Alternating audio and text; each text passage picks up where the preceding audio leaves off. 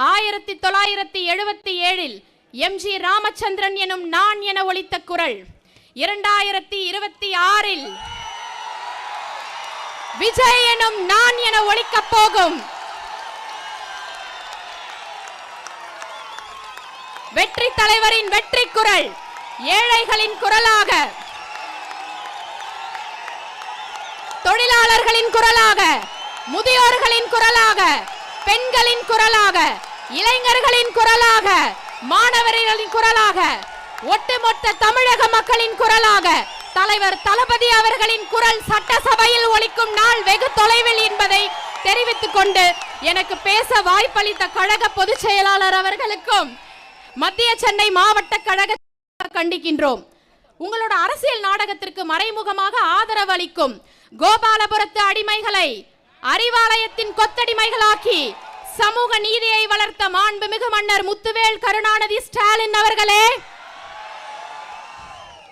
2G வழக்கில் மாட்டியல் உங்க தங்கை கனிமொழிக்காக உச்சநீதிமன்றத்தில் அப்பீல் போன ஸ்டாலின் அங்கிள் ஏன் எஸ்ஐஆருக்காக உச்சநீதிமன்றத்தில் மேல்முறையீடு செய்யவில்லை? தமிழ்நாட்டு மக்களுக்கு தெரியும், நீங்க ஈடில மாட்டி மோடியிடம் மண்டியிட்ட வரலாறும் தெரியும். எஸ்ஐஆருக்கு எதிராக அனைத்து கட்சி கூட்டத்தை கூட்டிய சிஎம் சார், அப்புறம் எதுக்கு சார் உங்க கட்சிக்காரங்க பூத் லெவல் ஆபீசர் கூடவே சுத்திக்கிட்டு இருக்காங்க? எங்க தலைவர் சொன்ன மாதிரி பாசிச பாஜகவுடன் மறைமுக கூட்டா? எழுதி வைத்துக் கொள்ளுங்கள், 2026 ஆண்டு சட்டமன்ற தேர்தலில் 234 தொகுதிகளிலும் திமுக டெபாசிட் இழக்க போகிறது.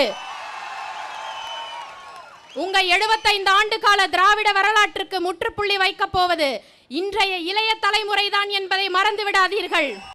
இருக்கிற வாக்காளர்களை கொண்ட ஒரு நாடு, நாட்டிலேயே மிகப்பெரிய ஒரு எலக்டோரல் சிஸ்டத்தை கொண்டவங்க. ஆனா ஒரு மிகப்பெரிய மாநிலத்தோடைய எலக்டோரல் சிஸ்டத்தை ஒரு மாசத்துல இந்த எஸ்ஐஆரை கொண்டு முடிச்சிருவாங்க. இந்த எஸ்ஐஆர்னு போகிற வழியெல்லாம் எல்லா இடத்துலயும் எதாவது பேச்சு. ஆனா ஒன்று மட்டும் தெரிஞ்சுக்கோங்க சார், மோடி சார் நிறைய சார தமிழ்நாட்டில் எங்க தளபதி லெஃப்ட் ஹேண்ட்ல டீல் பண்ணவரு. இந்த சார் வந்தாலும் சரி, எந்த சார் வந்தாலும் சரி, எல்லா சாருக்கும் ஒரே பதில் தான். 2026 தொடங்கி நிரந்தர முதலமைச்சர் எங்கள் தளபதி அவர்கள். என்ன ஒரு மைண்ட் செட்ல இந்த எஸ்ஐஆரை கொண்டு வந்தாங்கன்னு சொல்லி எனக்கு இன்னுமே சுத்தமா தெரியல. இந்த 2025க்கு அப்புறம் வந்த வாக்காளர்கள் எல்லாரும், அந்த லிஸ்ட்ல இல்லாதவங்க எல்லாரும் அவங்களோட பேரண்ட்ஸையோ உறவினர்கள் அப்படின்னு சொல்லி கொடுக்கணும்னு சொல்றாங்க. நானும் கொடுப்பேன், எங்க அம்மாவும் கொடுப்பாங்க.